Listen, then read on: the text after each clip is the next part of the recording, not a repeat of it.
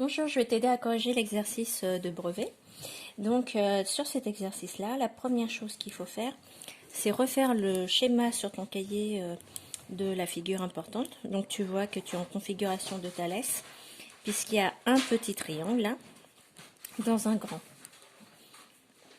En plus, tu sais que les deux droites AE et BD sont parallèles, donc tu le marques bien. Ce qui fait qu'en face, tu as le point commun entre les deux triangles qui est là. Donc à partir de là, tu peux calculer tous les côtés à condition de reporter les mesures que tu as et celles que tu n'as pas. Donc tu as AE qui fait 1,50 m, tu as BD qui fait 1,10 m, EC qui fait 6 mètres. Donc on te demande de calculer DC. Donc d'après la figure, je vois que je peux appliquer le théorème de Thalès parce que j'ai la condition essentielle, les droites sont parallèles. D'accord? Donc dans les conditions, j'ai que AE est parallèle à BD. L'autre condition, c'est que je suis bien en configuration de Thalès, c'est-à-dire que les points CBA et CDE sont alignés. Là, je peux utiliser mon outil. Donc l'outil, c'est d'après le théorème de Thalès. Alors, d'après le théorème de Thalès, je vois que le petit triangle est semblable au grand triangle.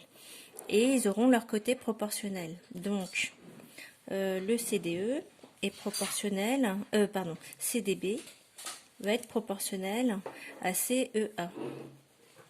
Alors maintenant, je vais réécrire le point commun 4 fois.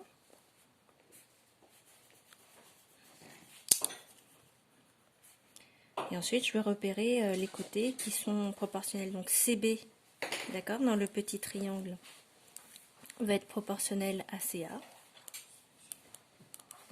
Ensuite, je repars du petit triangle. Donc, je vois que CD sera proportionnel à CE et BD, du coup, sera proportionnel à AE. Maintenant, je vais, pour le voir, tu peux aussi dessiner en grand les deux triangles séparément. D'accord? Si tu as du mal à visualiser de cette façon, tu peux le faire de cette façon-là. Et te dire que tu vois que le petit triangle, c'est une réduction du grand. Et donc ce côté-là va devenir celui-là, ce côté-là va devenir celui-là, et ce côté-là va devenir celui-là. Donc tu retrouves bien que DC ou CD va redevenir CE qui est là. Et ensuite maintenant tu vas regarder toutes les mesures qui sont dans le texte. Donc tu as BD 1,10, tu as AE 1,50, tu as... donc là, ça te fait une fraction complète où il y a l'information essentielle. Tu as le côté CD que tu cherches et tu connais CE qui fait 6. Donc tu vas utiliser ces deux fractions-là. Alors pour trouver CD, tu peux faire le produit en croix, c'est-à-dire 6 fois, donc on fait la diagonale, 6 fois 1,10 et on divise par le côté qui reste 1,50. Après, je le tape sur la calculatrice.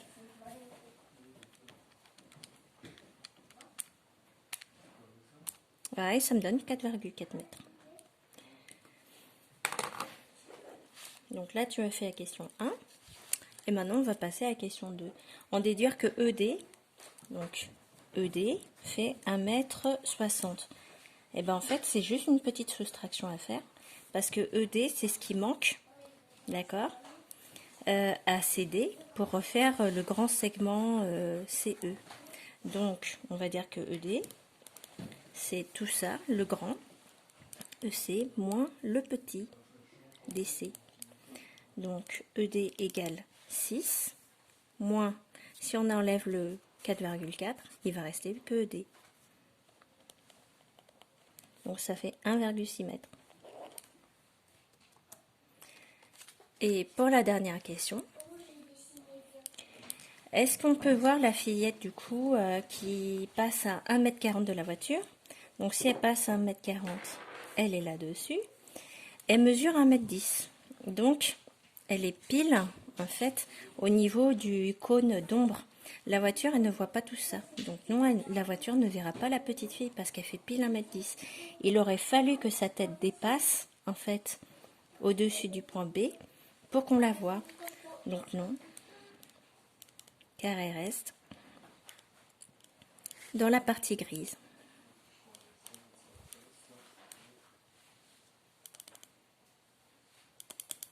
Voilà. Donc la fillette, en fait, c'est BD. Et comme tu le vois, la voiture, elle ne voit pas tout ce qui est dans le cône d'ombre.